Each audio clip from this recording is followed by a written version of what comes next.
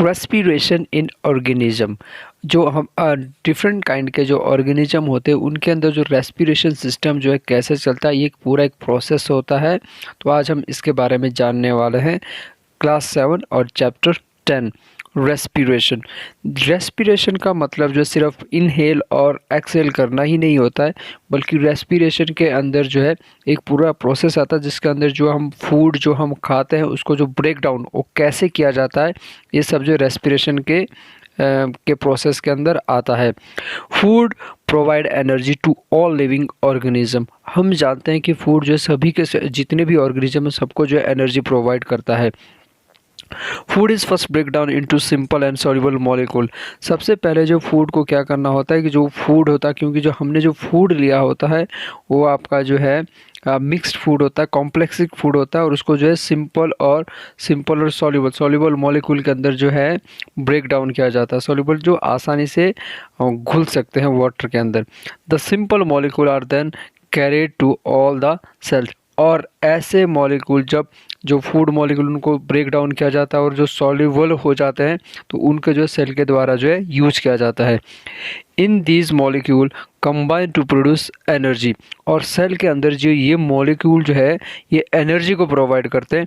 This process of combination of simple food molecule with oxygen to produce energy is called respiration. इस तरह से ये जो process होता है पूरा, जब फूड जो है छोटे छोटे मॉलिक्यूल्स के अंदर फूड मॉलिक्यूल के अंदर ब्रेक डाउन होता है तो ऑक्सीजन के साथ जो है रिएक्ट करके जो है एनर्जी जो क्रिएट करता है, उस पूरे प्रोसेस को जो हम रेस्पिरेशन कहते हैं। Respiration involves 2 step. रेस्पिरेशन जो है 2 स्टेप के अंदर होता है। The first step is external respiration and next is the internal respiration. तो पूरा प्रोसेस जो है फूड ब्रेक डाउन से लेकर और ऑक्सीजन के साथ रिएक्ट करने के बाद जो एनर्जी हुई और उस एनर्जी को जो है यूज़ करने के लिए जो पूरा जो प्रोसेस है इसको हम रेस्पिरेशन कहते हैं। और रेस्पिरेशन जो है 2 स्टेप के अंदर जो डिवाइड किया गया। वन इज़ एक्सटर्नल रेस्पिरेशन जो बाहर होता है और दूसरा है जो इंटरनल रेस्पिरेशन। आइए अब हम इसके बारे में डिटेल से जानते हैं। External respiration. एक्सटर्नल रेस्पिरेशन का मतलब होता है ऐसा रेस्पिरेशन, वो रेस्पिरेशन का सिस्टम जो इसको हम बॉडी के बाहर करते हैं। हमारे एनवायरनमेंट के अंदर जो है हम क्या करते हैं कि ऑक्सीजन को इनहेल करते हैं और एनवायरनमेंट के अंदर जो कार्बन डाइऑक्साइड को छोड़ते हैं। इस पूरे प्रोसेस को जो हम एक्सटर्नल रेस्पिरेशन कहते हैं। तो आइए देखते हैं। External respiration also known as breathing refers to the process of inhaling oxygen from the air into the lungs and expelling carbon dioxide from the lungs to the air. External respiration में क्या होता है कि जो हम inhale करते हैं तो हम जानते हैं कि जो एक पूरा प्रोसेस है और इनहेल के द्वारा हम ऑक्सीजन को लंग्स तक अंदर ले जाते हैं। और जब हम एक्सहेल करते हैं तो एक्सहेल में हम जो अपने जो कार्बन डाइऑक्साइड होती है वो लंग्स से बाहर एयर के अंदर छोड़ देते हैं। Exchange of both gas in and out in the blood occur simultaneously. और ये गैसेस का जो एक्सचेंज होता है ये ब्लड के द्वारा जो है लंग्स के अंदर साइमल्टेनियसली ही किया जाता है। Some organisms breathe with the help of lungs, some with gills and other with their skin.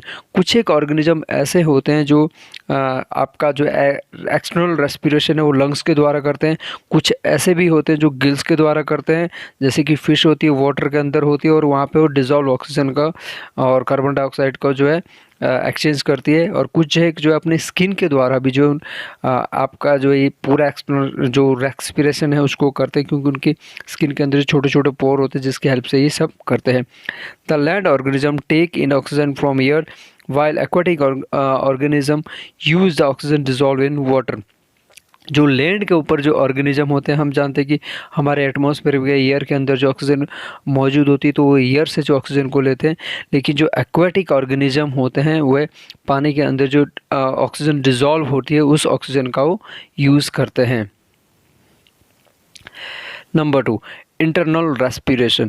देखिए इंटरनल रेस्पिरेशन के अंदर जो क्या होता है, जो आपने ऑक्सीजन इनहेल ऑक्सीजन आपने किया है, ऑक्सीजन आपसे लंग से जो पूरे बॉडी के सेल तक पहुंचता है और वहाँ पर जो पहले से जो फूड मॉलिक्यूल मौजूद होते हैं उस फूड मॉलिक्यूल को रिएक्शन करने के लिए जो हमें ऑक्सीजन की ज़रूरत होती है और उस ऑक्सीजन की हेल्प से जो है जो आपके बॉडी के अंदर जो एक पूरी केमिकल सीरीज रिएक्शन की एक पूरी सीरीज चलती है, उसमें जो ऑक्सीजन काफ़ी हेल्प करती है तो और फूड मॉलिक्यूल को ब्रेक डाउन करने के लिए। तो internal respiration process in which food is broken down in body cell through various chemical reaction. हमारे बॉडी के अंदर जो फूड होता है उसको बहुत सारे केमिकल रिएक्शन के द्वारा जो ब्रेक डाउन किया जाता है। तो ये रिएक्शन क्या होता है कि जो ग्लूकोज होता है वो ऑक्सीजन के साथ रिएक्ट करके कार्बन डाइऑक्साइड, वाटर और एनर्जी को बनाता है। Internal respiration are further classify into 2 parts. अब जो आपने हमने अभी रेस्पिरेशन को हमने मेन पार्ट देखे, एक एक्सटर्नल रेस्पिरेशन, दूसरा इंटरनल रेस्पिरेशन। इंटरनल रेस्पिरेशन को भी आगे 2 पार्ट्स के अंदर डिवाइड किया जाता है।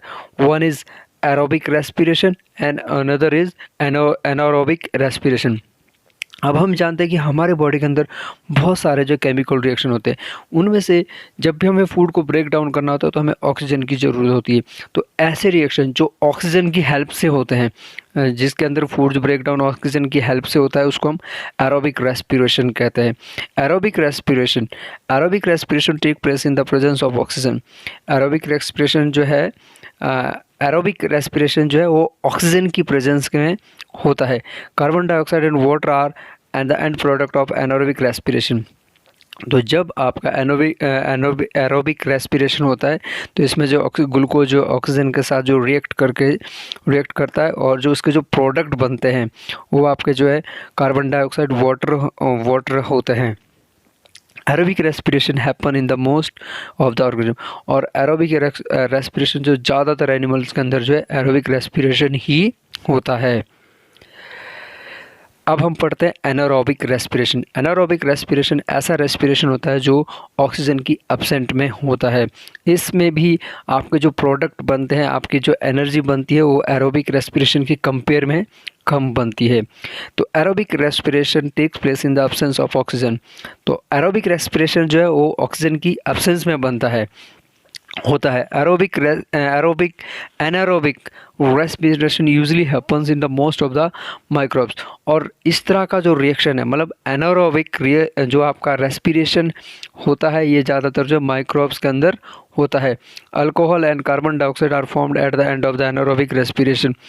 और एनारोबिक रेस्पिरेशन के एंड में जो आपका जो प्रोडक्ट बनते हैं वो आपके अल्कोहल बनता है, कार्बन डाइऑक्साइड जो है तैयार होता है। In some cases lactic acid is formed at the end of the anaerobic respiration. और कुछ रेस्पिरेशन कुछ एक ऑर्गेनिज्म के अंदर जो है जब भी रेस्पिरेशन होता है तो लैक्टिक एसिड भी बनता है एनारोबिक रेस्पिरेशन के रिएक्शन के दौरान। Human respiratory system. अब हम ह्यूमन रेस्पिरेटरी सिस्टम के बारे में जानेंगे। ह्यूमन रेस्पिरेटरी सिस्टम के अंदर जो है दोनों ही रेस्पिरेशन आते हैं, आपका एक्सटर्नल रेस्पिरेशन भी और आपका इंटरनल रेस्पिरेशन। और इंटरनेशनल जो आपका हमने देखा था जो इंटरनल रेस्पिरेशन होता है उसके आगे 2 पार्ट थे, एक एरोबिक रेस्पिरेशन और दूसरा आपका एनारोबिक रेस्पिरेशन। तो ह्यूमन बॉडी के अंदर दोनों तरह के जो है रेस्पिरेशन आते हैं। Human respiratory system consist of nose, nasal passes, trachea, bronchi, lungs and diaphragm. जो ह्यूमन रेस्पिरेटरी सिस्टम है उसके अंदर जो है nose, nasal passes, trachea, bronchi, lungs और डायफ्राम, ये सभी पार्ट जो है उसके इंक्लूड होते हैं। Our nose has 2 holes called nostril. हमारे नोज़ के अंदर जो 2 होल होते हैं जिनको हम जो है नोस्ट्रिल कहते हैं। Nasal passes join the nostril to the trachea. और जो नेजल होती है वो नोस्ट्रिल को जो है ट्रेकिया से जोड़ती है। Trachea is a tube like structure called wind pipe.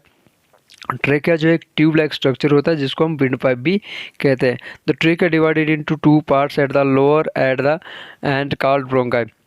और जो ट्रेकिया जो है आगे जाके 2 पार्ट्स के अंदर डिवाइड हो जाता है जिसको हम जो है ब्रोंकाई कहते हैं।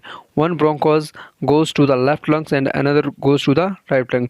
और ये जो ब्रोंकोल्स जो आप ट्रेकिया जब लोअर पार्ट के अंदर 2 पार्ट्स के अंदर डिवाइड हो जाता है तो उसको हम ब्रोंकाई कहते हैं। और ये ब्रोंकाई जो आगे 2 इसमें चला जाता है, एक आपका लेफ्ट लंग्स के अंदर जाएगा और एक आपका राइट लंग्स के अंदर जाएगा। Each bronchus divided into many smaller tubes called bronchioles. और ये जो ब्रोंकस होते हैं ये आगे जाके फिर बहुत सारे ब्रांचेस के अंदर डिवाइड हो जाते हैं जिनको हम जो है ब्रोंकोल्स कहते हैं। The bronchioles have air sac called alveoli in the end of the throw which exchange of respiratory gas take place between air and the blood vessel. और ये जो आपके ब्रोंकोल्स होते हैं जब ये आगे जाके इनका एंड हो जाता है तो इनके एंड में जो है छोटे छोटे जो है आपको सैक्स एयर सैक्स होते हैं जिनको हम जो है एल्वोलाई कहते हैं। और ये एल्वोलाई पार्ट है, यह होता है जहाँ पर जो है गैसेस का एक्सचेंज किया जाता है बाय ब्लड के साथ। एक्चुअली एल्वोलाई के साथ जो हमारा एल्वोलाई होता है उसके आसपास बहुत सारी कैपिलरी ब्लड कैपिलरीज होती है। तो ब्लड कैपिलरीज के अंदर जो है क्या होता है कि जो हमारे ब्लड कैपिलरीज होती है उनके अंदर वो जो उन CO2 जो है वो CO2 से रिच होती है। और जो आपकी एल्वोलाई है, एल्वोलाई के अंदर जो आपका ऑक्सीजन, ये ऑक्सीजन से रिच होती है। तो यहाँ पर जो ब्लड के द्वारा जो गैस का एक्सचेंजेस होता है high concentration to low concentration. अब हमें पता है कि ब्लड के अंदर जो कार्बन डाइऑक्साइड बहुत अधिक मात्रा में और आपकी जो एल्वोलाई है उसके अंदर ऑक्सीजन की मात्रा जब होती है, तो यहाँ पर जो हाई कंसंट्रेशन टू लो, तो जो ऑक्सीजन वो ब्लड के अंदर चली जाएगी और कार्बन डाइऑक्साइड जो है एल्वोलाई के अंदर आ जाएगी। तो इस तरह जो है गैसेस का जो है यहाँ पर जो है एक्सचेंज होता है। This is the haemoglobin present in the blood which carry oxygen to the cell of the body. और ब्लड वेसल के अंदर जो है जो ब्लड होता है उसके अंदर एक रेड पिगमेंट पाया जाता है जिसको हम जो हीमोग्लोबिन कहता है। ये हीमोग्लोबिन जो है ब्लड को जो पूरे बॉडी के अंदर ले जाता है जहाँ पर सेल के द्वारा उसका यूज़ किया जाता है। Respiration in animal. अब हम एनिमल के रेस्पिरेशन सिस्टम के बारे में जानते हैं। Respiration in animal are varied according to their character likes. देखिए जो रेस्पिरेशन एनिमल के अंदर जो रेस्पिरेशन होता है उनके जो करेक्टर्स है उसके अकॉर्डिंग वो डिफरेंट होता है। Just like earthworm through their skin. Earthworm जो है अपने स्किन के द्वारा जो रेस्पिरेशन करता है। Insect through entire body surface, जबकि इंसेक्ट जो अपना पूरी बॉडी के द्वारा जो है आप रेस्पिरेशन करता है। Fish respire through their gill. Fish जो है अपने गिल्स के द्वारा जो रेस्पिरेशन करती है। हम जानते हैं कि वाटर के अंदर रहती है इसलिए वो वाटर के अंदर जो डिजॉल्व ऑक्सीजन और कार्बन डाइऑक्साइड का एक्सचेंज करती है। Frog through its thin moist and smooth skin when in water and by lungs when in land. जो फ्रॉग है आपका जो है एम्फीबियन है, वो आपका जो जब वो पानी के अंदर होता है तो अपनी स्किन के द्वारा जो है रेस्पिरेशन करता है, और जब वो लैंड के अंदर होता है तब वो अपनी लंग्स के द्वारा जो है रेस्पिरेशन करता है। तो हमने देखा कि जो डिफरेंट काइंड के एनिमल्स होते हैं वो अपने करेक्टर के अकॉर्डिंग जो है रेस्पिरेशन सिस्टम अडॉप्ट करते हैं। Respiration in plant. Respiration in plant. Leaf have pore called stomata for gases exchanged by diffusion. जो प्लांट होता है हम जानते हैं कि प्लांट के अंदर जो लीफ जो है वो रेस्पिरेशन करते हैं। जो लीफ होता है लीफ के अंदर जो है आपका स्टोमेटा होता है जो कि एक बीन लाइक स्ट्रक्चर होता है, और वो आप वहाँ पर जो है वहाँ गैसेस का एक्सचेंज होता है bye diffusion. Stem have opens called lenticels for gases exchange by diffusion. जो आपका स्टेम्स होता है जो स्टेम है वहाँ पर भी गैसेस का एक्सचेंज होता है, वो अपने लेंटिसल्स को ओपन करता है जिसमें डिफ्यूजन के जो है गैसेस एक्सचेंज होती है। Root have stomal pores and gases exchange of oxygen dissolve in the soil water. और जो रूट है वो भी वहाँ पर भी जो गैसेस का एक्सचेंज होता है, वहाँ पर स्टोमल पोर होते हैं, और जब वो सॉइल के अंदर जो घुली हुई ऑक्सीजन होता है उसको एक्सचेंज करते हैं। तो प्लांट्स के अंदर जो रेस्पिरेशन वो लीव्स के द्वारा भी होता है, स्टेम के द्वारा भी होता है और रूट के द्वारा भी होता है। Thank you.